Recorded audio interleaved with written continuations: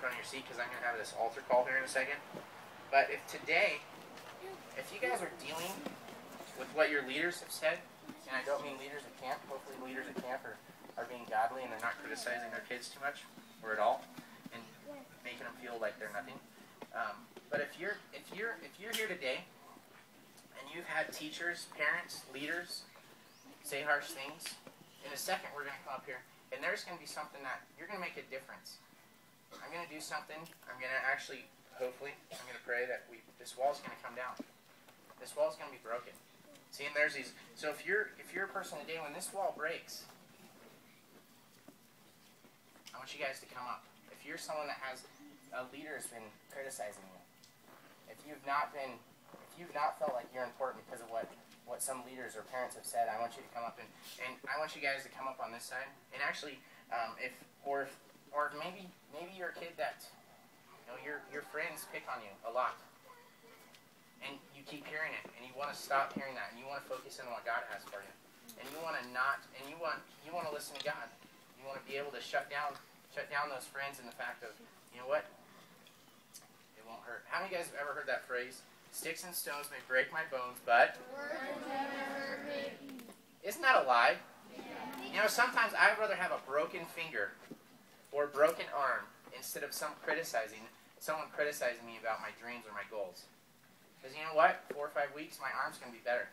But that leader, that friend, totally criticizing me about my dreams, that's going to last a long time. You know, that's going to take a lot more to get over, right? So it's important. So if you have been criticized by kids at school, even kids at church, I mean, whatever it is, when I break this wall, I want you guys to come up over on this side and we're going to pray for you. All right? Now maybe you're one of those people that you're down on yourself. Like you do not feel you amount to much. And you don't think you're important. And like your worst enemy is yourself. Like you continually say, you know what, I'm not good.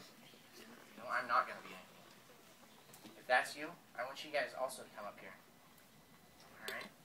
And then maybe you guys don't realize that your gifts in your mind, like you don't realize how smart you are, how wonderfully created you are in God.